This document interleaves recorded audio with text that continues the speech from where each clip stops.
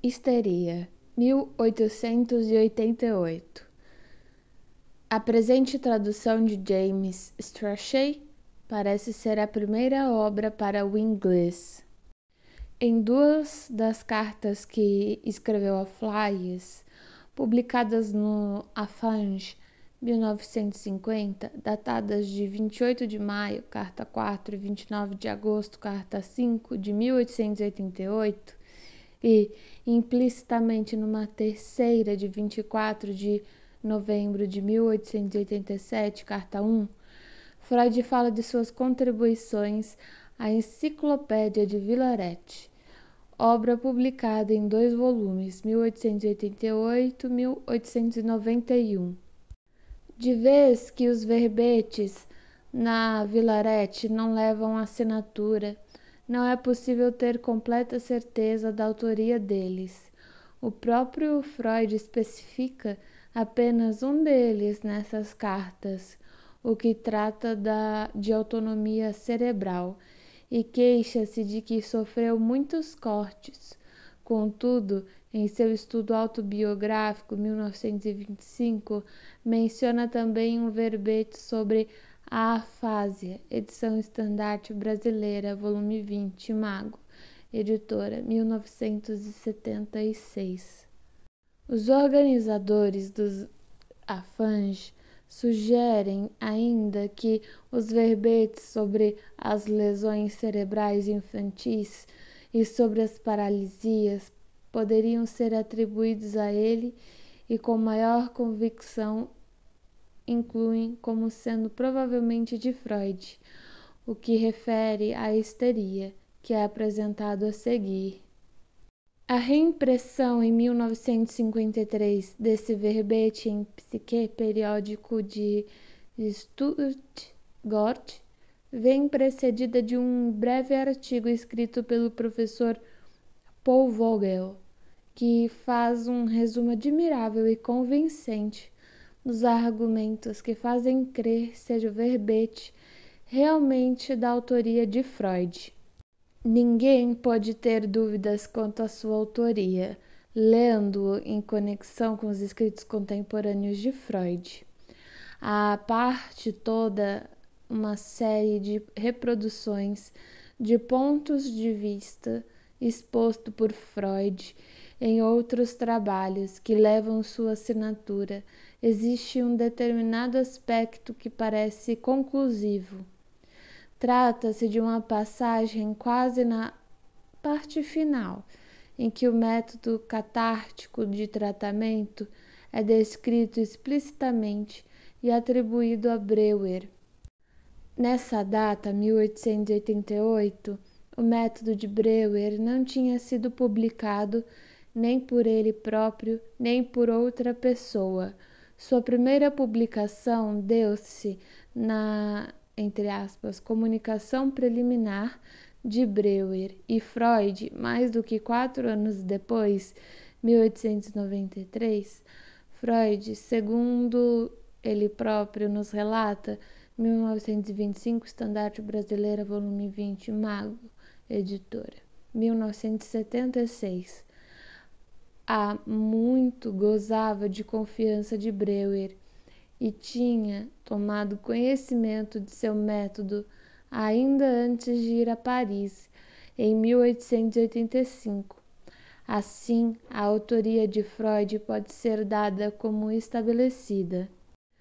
O verbete em seu conjunto mostra Freud ainda seguindo fielmente as doutrinas de Charcot na sua descrição da histeria, embora, sem levar em conta a referência a Breuer, haja 2 ou 3 passagens, especialmente no final do verbete, em que existem claros sinais de uma atitude mais independente. Agora inicia-se o texto, com o título Histeria. Capítulo 1. História. O nome histeria tem origem nos primórdios da medicina e resulta do preconceito, superado somente nos dias atuais, que vincula as neuroses às doenças do aparelho sexual feminino. Na Idade Média, as neuroses desempenharam um papel significativo na história da civilização. Surgiram sob a forma de epidemias, em consequência de contágio psíquico, e estavam na origem do que era factual na história da possessão e da feitiçaria. Alguns documentos daquela época provam que sua sintomatologia não sofreu modificação até os dias atuais. Uma abordagem adequada e uma melhor compreensão da doença tiveram início apenas com os trabalhos de Charcot e da escola de Salpêtrière, inspirada por ele. Até nessa época, a histeria tinha sido a bête noire da medicina. Os pobres histéricos que em séculos anteriores tinham sido lançados à fogueira ou exorcizados, em épocas recentes e esclarecidas, estavam sujeitos à maldição do ridículo.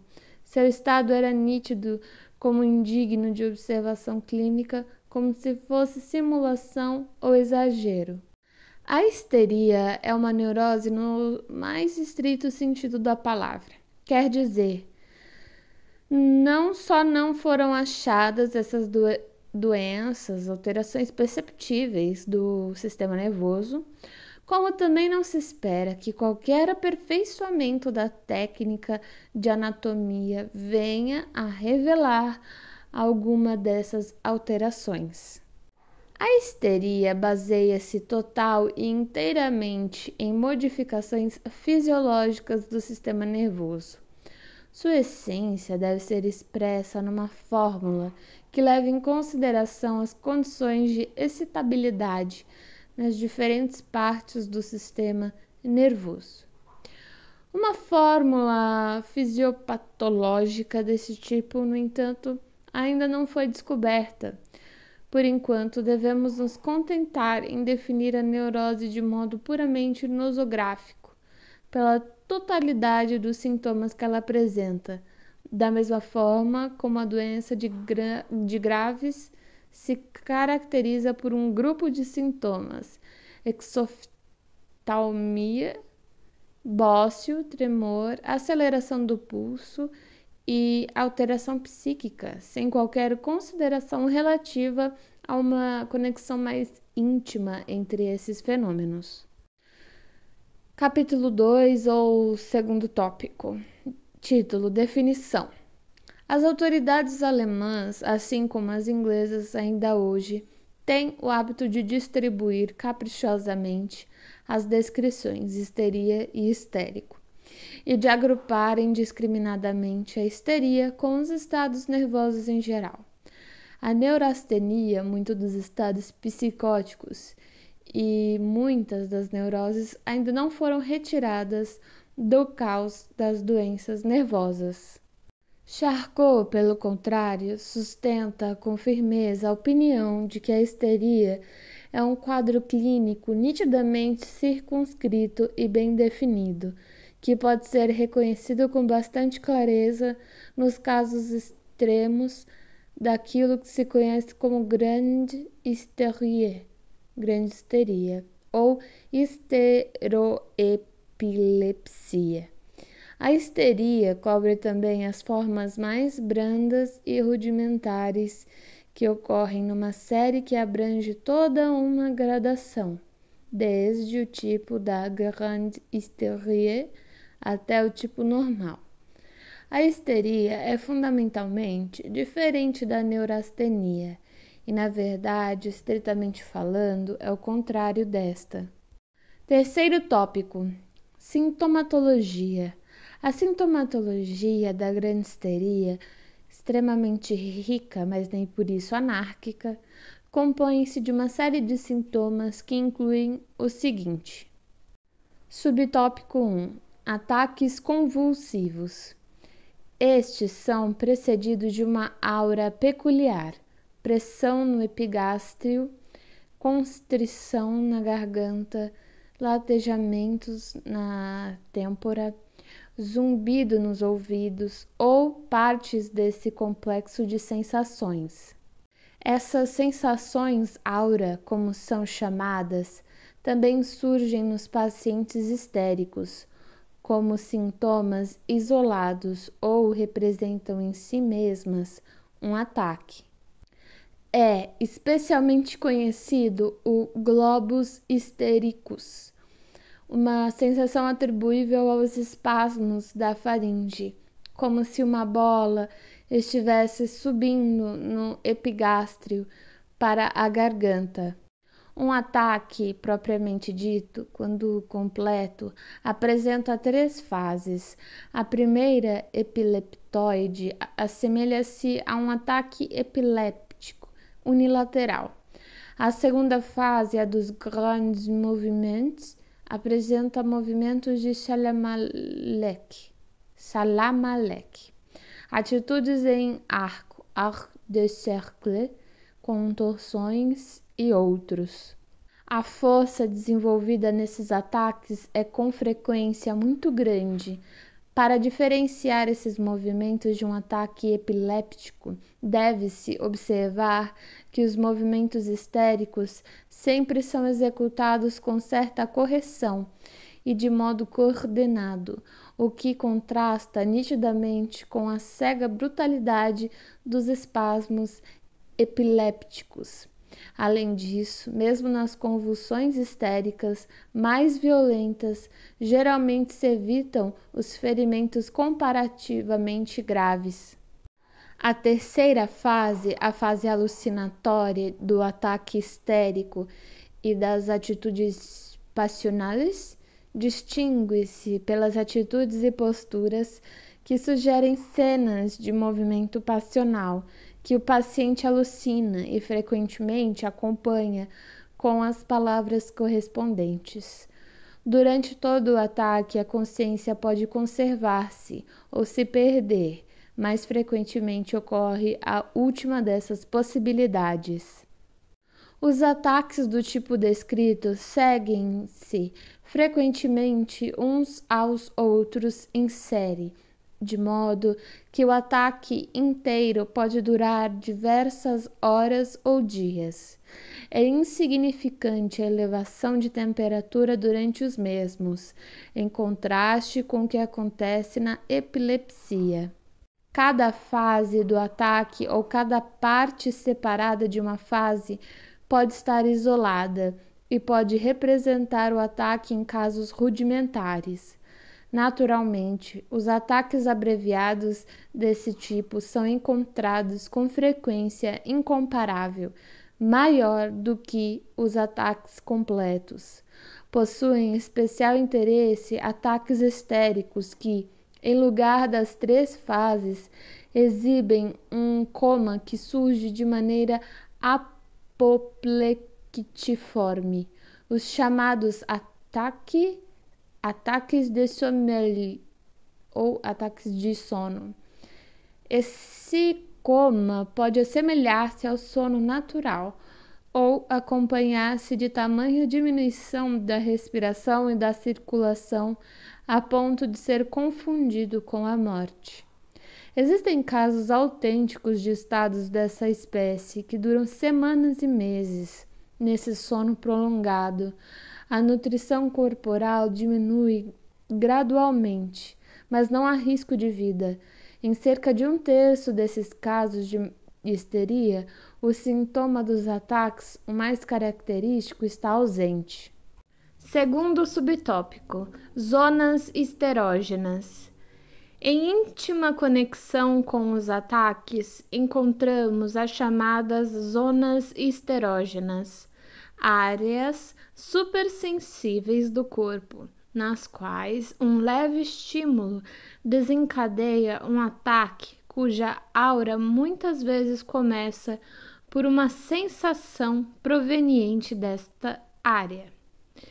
Tais áreas podem situar-se na pele, nas partes profundas, nos ossos, nas membranas mucosas, até mesmo nos órgãos dos sentidos. São encontradas com maior frequência no tronco do que nos membros e têm preferência por determinados locais. Por exemplo, nas mulheres e mesmo nos homens, numa área da parede abdominal correspondente aos ovários, na região coronária do crânio e na região inframamária, e nos homens nos testículos e no cordão espermático. A pressão nessas áreas desencadeia, com frequência, não uma convulsão, mas sim sensações aura. A partir de muitas das zonas esterógenas também é possível exercer uma influência inibidora sobre os ataques convulsivos. Uma vigorosa pressão sobre a área ovariana, por exemplo, desperta muitos pacientes no meio de um ataque histérico ou de um sono histérico. No caso dessas pacientes, pode-se haver a prevenção de um ataque ameaçador, fazendo-as usar um cinto semelhante a uma funda com hérnia, cujas almofadas comprimam a área ovariana. As zonas esterógenas às vezes são numerosas, às vezes poucas, e podem ser unilaterais ou bilaterais.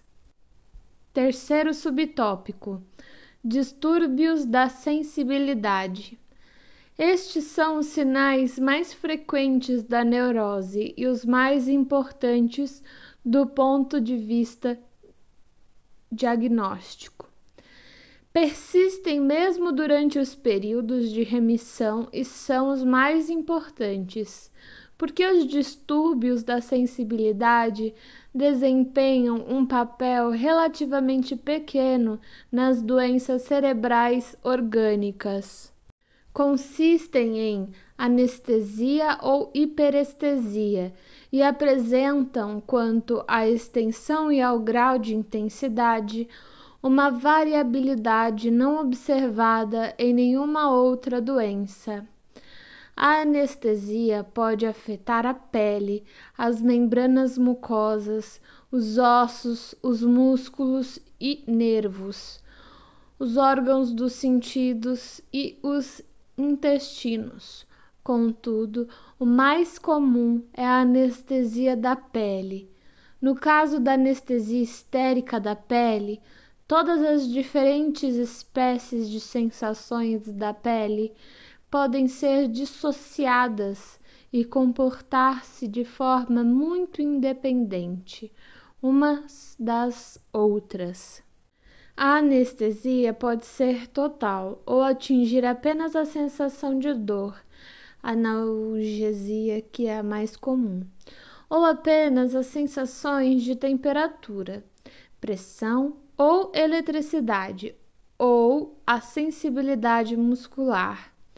Só uma possibilidade não se concretiza na histeria: uma diminuição do sentido do tato, enquanto as outras propriedades são mantidas. Por outro lado, pode ocorrer que as sensações puramente táteis deem origem à sensação de dor, alfalgesia. Muitas vezes a anestesia histérica atinge um grau tão elevado que a mais potente faradização dos troncos nervosos não produzem qualquer reação sensorial. Quanto à extensão, a anestesia pode ser total. Em casos raros, pode afetar toda a superfície da pele e a maioria dos órgãos dos sentidos. Com maior frequência, no entanto, trata-se de uma hemianestesia, com a que é produzida por uma lesão da cápsula interna. Distingue-se, porém, da hemianestesia devida à doença orgânica pelo fato de que geralmente ultrapassa a linha média em algum ponto. Por exemplo, inclui a língua, a laringe ou os genitais como um todo. E os olhos não são afetados sob a forma de hemianopsia, e sim de ambliopia ou amaurose em um olho. Ademais, a hemianestesia histérica apresenta maior variabilidade na forma como se distribui. Pode acontecer que um dos órgãos do sentido ou um órgão localizado no lado anestesiado escape inteiramente à anestesia, e qualquer área sensível no quadro da hemianestesia pode ser substituída pela área simétrica do outro lado, transferência espontânea. Por fim, a anestesia histérica pode surgir em focos disseminados unilaterais ou bilaterais ou simplesmente em determinadas áreas de forma monoplégica nos membros ou em áreas situadas sobre órgãos internos atingidos por alguma doença, como faringe ou estômago. Em todas essas relações, ela pode ser substituída pela hiperestesia.